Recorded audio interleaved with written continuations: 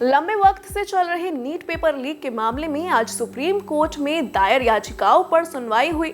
सुनवाई के दौरान पेपर लीक और परीक्षाओं की शुचिता और गोपनीयता पर चीफ जस्टिस डीवाई चंद्रचूड़ ने अपना रुख साफ किया। उनका कहना है कि परीक्षा की शुचिता के साथ समझौता हुआ है तो री एग्जाम का फैसला देना होगा। उन्होंने आगे कहा कि अगर इलेक्ट्रॉनिक मीडिया के माध्यम से पेपर लीक हुआ है तो ये जंगल में आग की तरह फैलता है। फिलहाल मामले की अगली सुनवाई बुधवार 11 जुलाई को होगी। बता दें कि आज कोर्ट में कुल 38 याचिकाओं पर सुनवाई हुई है। इनमें से 34 याचिकाएं स्टूडेंट्स, टीचर्स और कोचिंग इंस्टीट्यूट्स ने दायर की हैं, जबकि 4 याचिकाएं नेशनल टेस्टिंग एजेंसी एनटीए ने लगाई हैं। सीजीआई ने एनटीए से पूछा कि 20 मार्क्स जिन 67 छात्रों को मिले हैं उनमें से कितने छात्रों को ग्रेस मार्क्स मिले हैं। इसकी डिटेल जानकारी चाहिए। अगर छात्रों को परीक्षा की सुबह प्रश्न पत्र ही पढ़ने या उत्तर याद करने के लिए कहा जाता तो शायद लीक इतना व्यापक नहीं होता। अगर हम गलत काम करने वाले उम्मीदवारों की पहचान नहीं कर सकते तो दोबारा परीक्षा का आदेश देना होगा। जिन छात्रों को 720 अंक मिले हैं उनमें से कोई रेड फ्लैग यानी खतरे का संकेत तो नहीं। अगर ऐसा है तो क्या इसकी जांच हो सकती है? अगर लीक टेलीग्राम या व्हाट्सएप जैसे इलेक्ट्रॉनिक माध्यमों से हो रहा है तो ये जंगल में आग की तरह फैलता है। वहीं अगर लीक 5 तारीख को सुबह हुआ तो फैलने का समय सीमित था। ये 23 लाख छात्रों से जुड़ा मामला है। एसजी तुषार मेहता ने कहा कि हमने 100 शीर्ष रैंकिंग वाले छात्रों के पैटर्न की जांच की।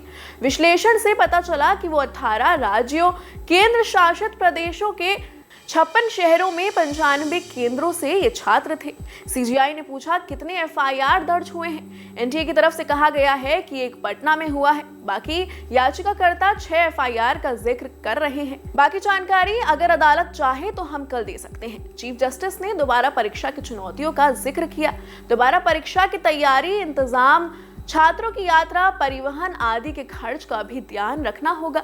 एसजीओ ने कहा है कि याचिकाकर्ता की ओर से पेश सभी वकील इस बात पर अपनी दलीलें पेश करेंगे कि दोबारा परीक्षा क्यों होनी चाहिए और केंद्र तारीखों की पूरी सूची भी देगा और हमें इस मामले को बुधवार को सुन सकते हैं। सीबीआई भी स्टेटस रिपोर्ट दाखिल कर सकती है। बता दें कि 4 जून को नीट यूजी परीक्षा का रिजल्ट सामने आने के बाद से ही अभ्यर्थियों में खलबली मची हुई है।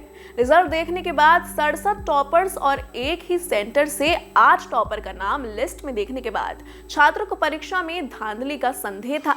इसके बाद छात्रों ने सड़कों से लेकर सोशल मीडिया पर एनटीए के खिलाफ जांच की मांग उठाई।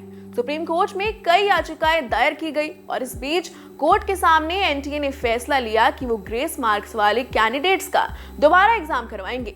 23 जून को परीक्षा हुई और टॉपर 67 से घटकर 61 हो गए। सुप्रीम कोर्ट में हो चुकी पहली सुनवाई में ये फैसला लिया गया कि सभी याचिकाओं पर 11 जुलाई को अगली सुनवाई होगी। इस खबर में अभी सिर्फ इतना ही। देश दुनिया की ऐसी तमाम खबरें देखने के लिए देखते रहिए न्यूज़ नेशन डिजिटल।